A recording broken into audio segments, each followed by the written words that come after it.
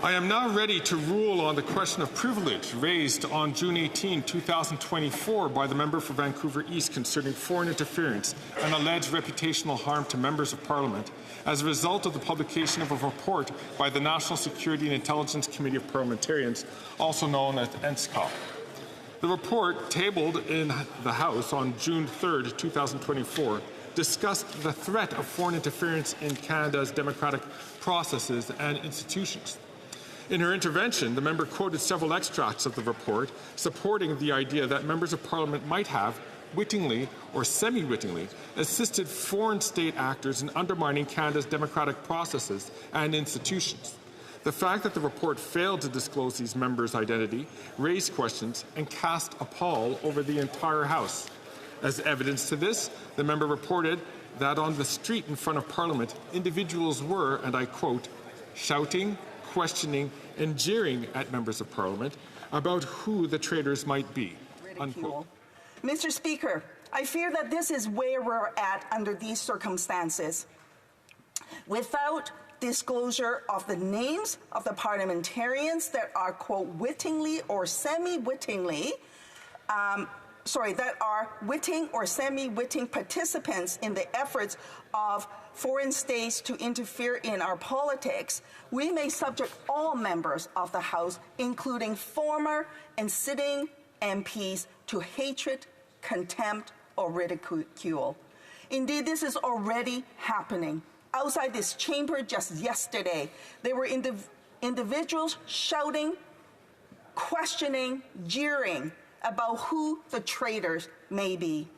And this is as members of Parliament walk past these individuals on their way to this House to do their work. I believe we must find a way to disclose who are the MPs knowingly, intentionally, wittingly, or semi-wittingly engaging with foreign states or their proxies to undermine Canada's democratic processes and institutions. I believe this can be done in a way that does not compromise national security. If there continue to be no consequences for MPs who knowingly help foreign governments act against Canadian interests, we will continue to be an easy target. It will further erode the trust and faith Canadians have in our democratic processes. If allowed to continue, it will further impugn the integrity of this House. Revealing which member of Parliament, former or present, is a willing participant of foreign interference activities would not only have the effect of deterring this kind of behavior, it will send a clear message to those foreign states that this will not be able to continue, that they will not be able to continue to use parliamentarians in this way. It will further reassure the public of the integrity of this House. Might be. Unquote. She added that the unsubstantiated suspicions were damaging to members' reputations individually and to the House collectively. She concluded by arguing that the suspicions diminished members and the House's effectiveness and impeded their ability to carry out their parliamentary duties. According to a long-standing practice, certain conditions must be met for the Speaker to find a prima facie question of privilege.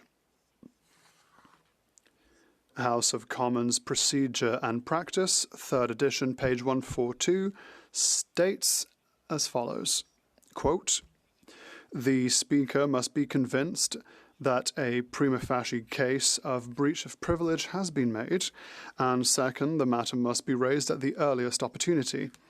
If the Speaker feels that these two conditions have been met, the Speaker informs the House that, in his or her opinion, the matter is entitled to take precedence over the notices of motion and orders of the day standing on the order paper," unquote. My predecessors have on occasion rejected questions of privilege on the sole basis that they were not raised in a timely manner. As members can discern, the inherent logic behind this rule is straightforward. It presupposes that if a question of privilege is so important as to require to take precedence over all other matters of the House, the member raising it presumably would have taken their first opportunity to bring it to the attention of the Speaker. Le 29 mai 2008, On the 29th of May 2008, Speaker Milliken, on page 6277 of the debates, indicated that, quote, "It is true that members wishing to raise a question of privilege must do so at the earliest opportunity. However, there is an important nuance. In this case, as in others, it is not so much that the event or issue complained of took place at a given time, but rather that the members bringing the matter to the attention of the House did so as soon as practicable after they became aware of the situation.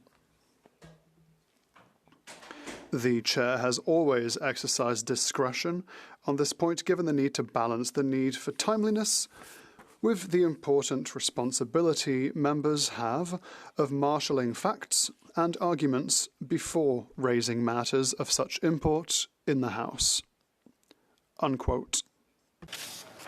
I note that at least 2 sitting weeks passed between the release of the NCCOP report and the moment that this matter was raised with the Chair. The facts raised by the member in her arguments had become apparent well before her intervention. The Chair is of the view that the member for Vancouver East had prior opportunities to raise her concerns. As such, this question of privilege fails to meet one of the 2 conditions to find a prima facie question of privilege. Nevertheless, the Speaker would like to address the substantive element of this member's concern. The member argued that because the NCCOP report claimed that 1 or more members were working for a foreign entity but failed to name them, it raised suspicions about all 338 members, which impeded us all in our effectiveness in carrying out our parliamentary duties. I understand the point the member is trying to make. To find a prima facie question of privilege on substantive grounds, members must be able to demonstrate how an individual member or the House collectively has been interfered with in carrying out their functions.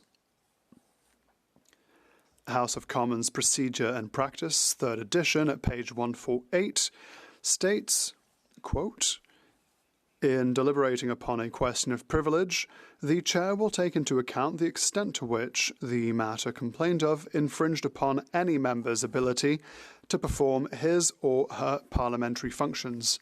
Unquote. While a member should always take care to make this link when raising a question of privilege, it is not enough to assert it in some general way.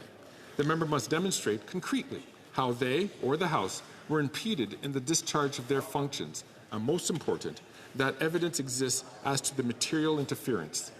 While I understand that findings presented in the NCCOP report are serious and appear to create suspicions about certain members, that in itself is not a basis to establish this question of privilege, that this question of privilege merits priority of consideration over all other House business. Furthermore, the Chair notes that the NCCOP report was made public in the interest of not only public disclosure, but also to assist members of Parliament in their understanding of the threat foreign political interference poses to our democratic institutions. For these reasons, I cannot conclude that either the necessary conditions have been met to establish a prima facie question of privilege on the matter raised by the member. I thank all members for their attention.